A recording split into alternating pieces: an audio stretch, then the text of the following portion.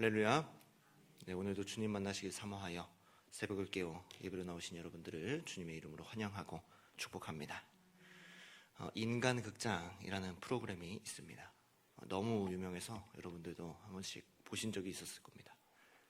이 프로그램을 보면 그냥 단순한 사람 이야기인 것 같아요. 내가 모르는 사람, 내가 관련 없는 사람의 이야기인 것 같습니다.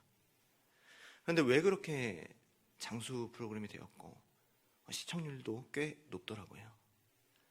보니까 각 사람, 각 가정에 살아가는 모습들이 다 비슷비슷하더라고요. 그리고 위기가 참 다 비슷비슷해요. 그리고 그것을 어떻게 이겨나가는지를 보면서 사람이 삶에 대해서 생각해 보고요. 때로는 공감하기도 하고 때로는 교훈을 얻기도 하죠. 각 사람, 또 각 가정, 또 각자 사정이 다르고 환경이 다르지만 밀착 취재를 해보니까요, 대부분의 인생, 삶, 어려움 다 비슷비슷하고 공감할 만한 그런 것들이죠. 거기서 교훈 얻고 또 내 삶도 조정해보고 적용해보는 것 아니겠습니까? 여러분, 계속해서 묵상하는 시편은요, 어떻게 보면 인간극장 같아요. 남의 이야기 같지만 내 이야기 같이 공감이 되고요, 그 어려움이 나의 어려움 같고 또 그 인생이 내 인생 같아요. 그래서 우리가 가장 가까운 성경, 또 교훈을 얻고 적용하기 쉬운 성경이 시편으로 꼽는 것 아니겠습니까? 오늘 말씀을 통하여 시인의 삶을 살펴보고 교훈 얻고 또 우리의 삶에 적용해 보시는 모두가 되시기를 주님의 이름으로 소망합니다. 여러분, 사람의 인생은요, 다 겉보기엔 평탄해 보여요. 아무런 문제가 없는 것 같아요. 그런데 인생에 높낮이가 있고요, 다 기복이 있습니다. 밝은 날만 있지 않아요. 때로는 풍파가 있고 어려움이 있죠. 오늘 시편 77편은요, 그러한 인생을 밀착 취재하는 것처럼 보여줍니다. 1절 말씀 보실까요? 내가 내 음성으로 부르짖으리니 그랬습니다. 시인이 부르짖고 있네요. 왜 그렇습니까? 3절 말씀 보실까요? 내가 불안하여 근심하니 내 심령이 상하도다 그랬습니다. 여러분, 4절 말씀 더 보니까요, 내가 눈을 붙이지 못하게 하시니 내가 괴로워 말할 수 없나이다 그랬습니다. 여러분, 시인이 어려움을 겪고 있는 거죠. 어떤 어려움 때문에 마음이 불안하고 근심되고 염려되고 눈을 붙이지 못하고 있는 거죠. 오늘날 우리의 인생도 그럴 때가 있지 않습니까? 어떤 이유에서든 불안하고 근심되고 염려되고 가슴이 두근거리고 이 밤잠을 이루지 못할 때가 있지 않겠습니까? 하나님이 안에 있으면 참 평안했으면 좋겠는데 갑작스럽게 찾아오는 질병의 문제, 또 자녀의 문제, 물질의 문제, 직장 환경의 문제, 다 이야기할 수 없는 여러 문제들 때문에 잠에 들지 못하는 경우가 있어요. 다 사람의 인생이 같지 않겠습니까? 비슷하지 않겠습니까? 저마다의 어려움, 이 불면증에 시달리게 만드는 그런 문제들이 있죠. 그럴 때 시인은 이 상황에 어떻게 합니까? 1절 말씀처럼요, 하나님께 부르짖는 것. 그럴 때 시인은 뭐라고 이야기합니까? 1절 하반절입니다. 하나님께서 내게 귀를 기울이시리로다. 지치고 고나고 피곤해요. 기도할 입조차 떨어지지 않을 수 있어요. 그러나 그럼에도 불구하고 시인은요, 이 믿음으로 주님께 나아갑니다. 하나님께서 내게 귀를 기울이시리로다. 사랑하는 여러분, 오늘 우리 모두는요, 이 믿음으로 어떠한 인생의 풍파 속에서도 하나님께 부르짖는 모두가 되시기를 주님의 이름으로 소망합니다. 여러분, 계속해서 시편을 보니까요, 인생의 풍파만큼 이 신앙생활에도 기복이 있어요. 시인은요, 7절부터 9절까지 하나님을 의심하고 있어요. 한번 볼까요? 주께서 영원히 버리실까?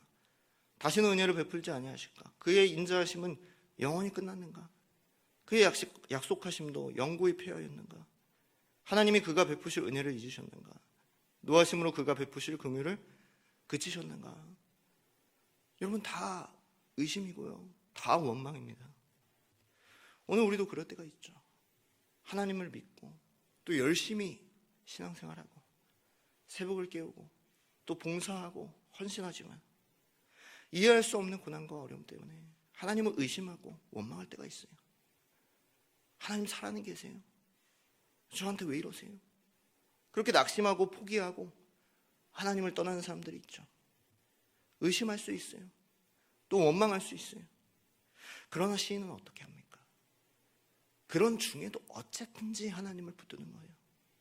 어쨌든지 하나님 안에 있는 거예요. 원망을 해도요, 하나님께 하는 거죠. 여러분, 우리의 기도는요, 솔직해야 돼요. 피상적인 것이 아니라 구체적이어야 해요. 때로는 의심도 하고 때로는 원망도 하죠.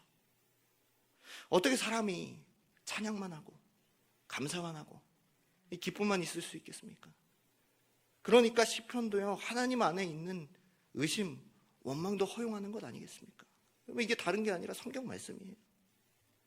하나님 안에 있는 의심과 원망은요, 어쨌든지 하나님 붙들며 기도하며 부르짖는 것은요, 또 다른 형태의 믿음이에요. 오늘 저는요, 여러분들이 어떠한 상황 가운데 있는지 모르겠어요. 그러나 그럼에도 불구하고 어쨌든지 하나님 안에서 하나님 붙들고 기도하시는, 하나님께 나아가는 저와 여러분들이 다 될 수 있기를 주님의 이름으로 소망합니다. 오늘 저는요, 이 말씀을 보면서요, 이 시인이 금방이라도 죽을 것 같다라는 생각이 들어요. 잠을 자지 못하고요, 심령이 상했고요, 괴로워하고요, 버림받은 심정으로 나아가요. 이 시인은 어떻게 될까요? 놀라운 것은요, 어쨌든지 하나님을 붙들고 있을 때요, 의지하며 나아갈 때 소망을 얻어요. 지금까지 원망했던 시인이 뭐라고 이야기합니까? 10절부터 11절 말씀입니다. 또 내가 말하기를 이는 나의 잘못이라. 지존자의 오른손에 해 곧 여호와의 일들을 기억하며 주께서 옛적에 행하신 기이한 일을 기억하리다 그랬습니다. 여러분, 사람이 고난만 있지는 않잖아요. 기복이 있다는 것은요, 이 높았던 때도 있었던 것 아니겠습니까? 이 신앙인이 신앙을 가지게 된 이유는요, 이전에 베푸신 은혜 때문이고요, 이전에 베푸신 기적 때문이고요, 이전에 베푸신 사랑 때문이에요. 하나님을 의지하며 붙들며 나아갈 때 이 은혜를 기억하게 돼요. 이전의 은혜를 생각하게 돼요. 거기서 힘을 얻고 소망을 얻는 거죠. 아, 이전에 나의 문제를 이렇게 해결해 주셨지. 아, 이전에 이런 은혜를 주셨었지. 아, 이전에 이렇게 극복하게 해주셨지. 14절 15절 말씀에 그래서 이런 고백을 하는 것 아니겠습니까? 하나님이여 주의 도는 극히 거룩하시오니 하나님과 같이 위대하시니 누구이오니까. 주는 기이한 일을 행하신 하나님이시니라. 잠깐 근심할 수 있어요. 잠깐 원망할 수 있어요. 잠깐 의심할 수 있어요. 그러나 시인처럼 하나님 안에 있을 때 하나님께서는 고난을 소망으로 바꾸시고 힘으로 바꾸시고 믿음과 능력으로 바꾸시는 줄로 믿습니다. 여러분, 능치 못하실 일도 하시는 하나님이세요. 홍해를 가르신 하나님 아니시겠습니까? 16절 말씀입니다. 하나님이여 물들이 주를 보았나이다. 물들이 주를 보고 두려워하며 깊음도 진동하였고 그랬습니다. 여러분 뿐만 아니에요. 18절 말씀 보실까요? 회오리 바람, 울의 번개도 하나님께서 다 조종하시고 컨트롤하세요.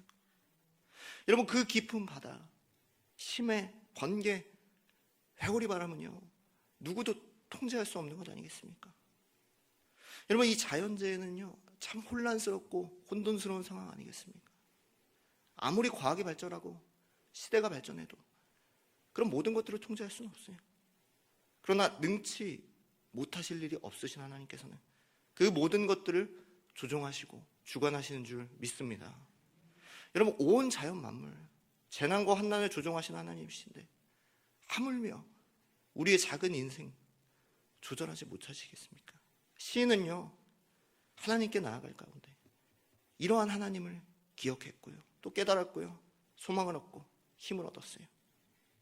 오늘 우리도 새벽을 깨워서 주님께로 나아갈 때 이러한 은혜가 있게 되기를 주님의 이름으로 소망합니다. 여러분, 시인은요, 변치 않으신 하나님을 기억한 거예요. 우리의 상황과 환경은요, 얼마든지 변할 수 있어요. 내 개인의 마음과 상태는요, 얼마든지 변할 수 있어요. 그러나 하나님의 전능하심과 우리를 향하신 약속, 인자하심과 긍휼, 은혜는 결코 변하지 않아요. 그 하나님을 기억하게 하셨어요. 이제 말씀을 맺도록 하겠습니다. 우리의 인생은 다 비슷비슷해요. 시인의 인생과 비슷해요. 겉보기에는 아무 문제 없는 것 같아요. 또 화려해 보여요. 하지만 인생의 풍파, 또 신앙생활의 기복이 있어요. 평탄하면 좋겠지만 늘 고난이 있죠. 고난이 있는지 없는지가 중요치 않은 것 같아요. 우리가 그 고난 가운데서 어떻게 나아가는지가 중요해요. 이 고난으로 말미암아서 시인도 더 강한 고난을 이길 수 있게 되고 더 견고한 믿음을 가질 수 있게 되지 않았겠습니까? 더 하나님을 소리 높여 찬양하며 더 많은 시를 만들지 않았을까요? 고난을 통하여 우리의 믿음의 지평이 넓혀지는 거예요. 우리는 고난 가운데서 시인처럼 어쨌든지 하나님을 붙들기 원해요. 의지하며 부르짖기를 원해요. 이 새벽에 주님 붙들고 부르짖을 때 시인처럼 고난으로부터 승리하며 힘을 얻고 능력 얻으며 나아가시는 저와 여러분 모든 성도님들이 다 될 수 있기를 주님의 이름으로 축복하고 소망합니다.